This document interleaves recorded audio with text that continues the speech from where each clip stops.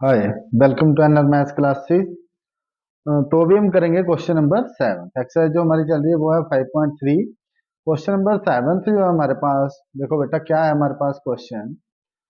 वो the find the sum of first 22 terms of AP. पहली 22 terms का हमें क्या फाइंड आउट करना है, सम। ठीक है, 22 मीन्स S22 हमें फाइंड आउट करना है। तो जो है उसमें हमें गिवन क्या है, बोलता है डिफरेंस जो है हमें, देखो डी जो है वो 7 गिवन है एंड 22nd टर्म जो है वो है 14।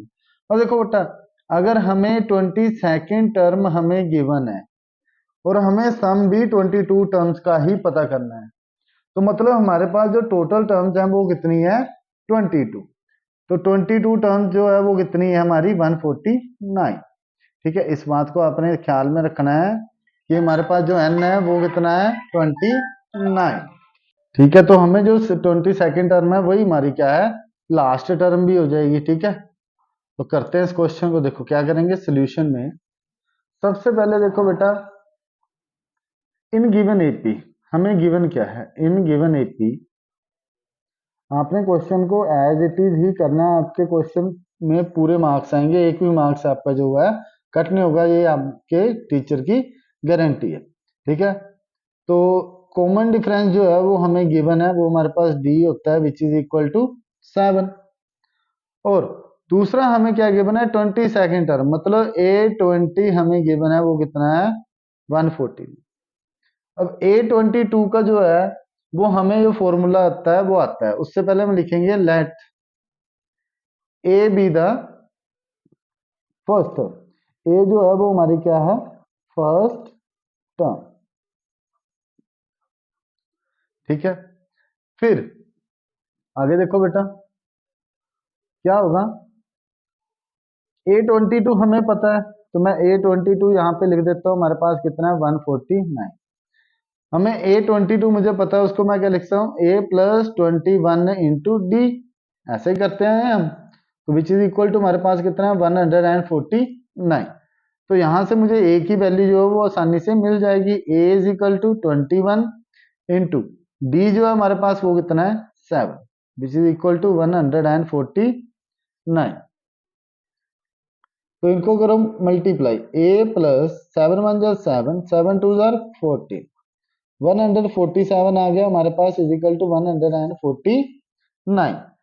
तो ए जो है बेटा वो मेरे पास कितना आ गया, 149 माइनस 147। अब ये 147 दूसरी साइड जाएंगे, माइनस के हो जाएंगे। तो a इज इक्वल टू 149 में से 147 जो है वो माइनस करो तो बेटा हमारे पास आता है 2।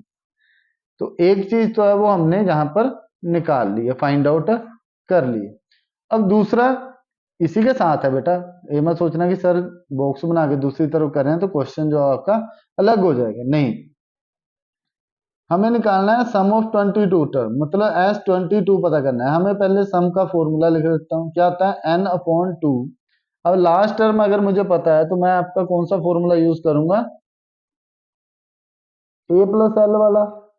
ठीक है, या फिर दूसरा जो फॉर्मूला है हम उसको यूज कर लेते हैं, यहाँ पे दूसरे से करके बता देता हूँ।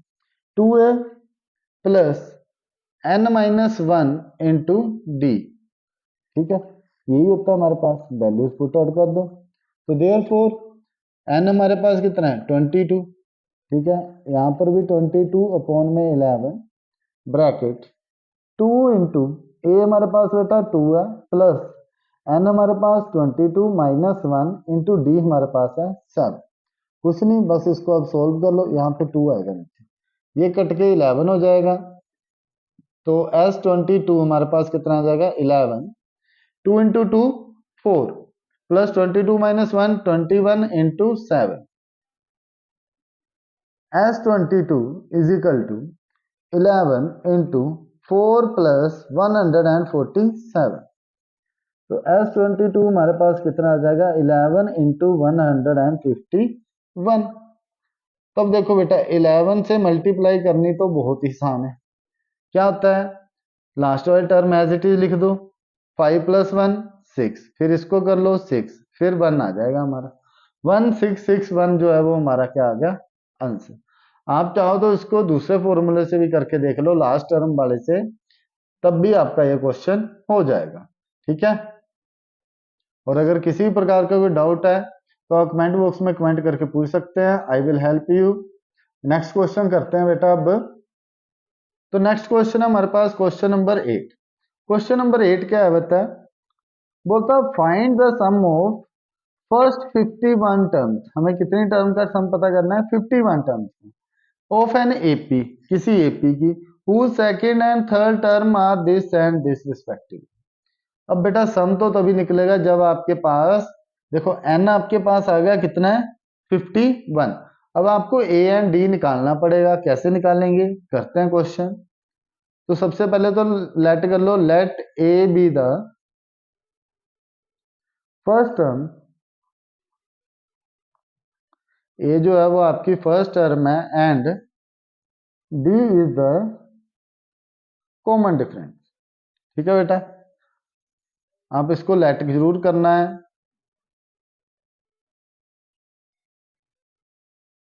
तभी आपका क्वेश्चन जो है वो सही तरीके से होगा। अब देखो बेटा, कुछ नहीं करना, अकॉर्डिंग टू क्वेश्चन हमें क्या बोला है, यहां से ध्यान दो, एक एपी है हुज सेकंड एंड थर्ड, मतलब हमें क्या गिवन है, A2 जो हमें गिवन है वो कितना है 14, एंड A3 जो है वो हमारे पास कितना है 18। A2 को मैं क्या लिख सकता हूं बेटा, A plus D which is equal to 14, और A3 को मैं क्या लिख सकता हूं, A plus 2D which is equal to 18। तो इनको इक्वेशन 1, इसको इक्वेशन 2 मान। अब आपने क्या करना है, लिखना है सबट्रैक्ट इक्वेशन 1 फ्रॉम इक्वेशन 2। 2 में से 1 को सबट्रैक्ट करो, तो a प्लस डी हमारे पास a प्लस 2d है इजिकल टू 18, और a प्लस डी हमारे पास कितना है 14। देखो बेटा, आप चाहो तो सेकंड को फर्स्ट में से भी कर सकते हो, मैंने इसलिए किया क्योंकि यहाँ पे साइन जो है आपके पॉजिटिव आ जाएंगे, तो यहाँ भी प्लस है उसको माइनस लगा दो। ठीक है, ये तो आपको बेटा अच्छे से करना आता है। 2 minus 1 D which equal to 18 minus 14 4। तो डी जो है वो मेरे पास कितना आ गया निकल के 4। अब अगर डी आ गया तो आपको ए निकालना कोई मुश्किल काम नहीं है, आप क्या करो, put D is equal to 4 in equation 1। तो a प्लस डी हमारे पास 4 है विच इज इक्वल टू 40। तो a बेटा हमारे पास कितना आ जाएगा 14 माइनस 4, a हमारे पास आ गया 10। ठीक है, अब इसके बाद हम क्या करेंगे, देखो हमारे पास ए भी आ गया, डी भी आ गया, और हमें फर्स्ट 50 टर्म्स का सम पता करना है, तो हमें पता है एन कितना है 51। ऐसा निकाल लो बेटा, क्या फॉर्मूला लगाएंगे, N upon 2 into 2a plus N minus 1 into D.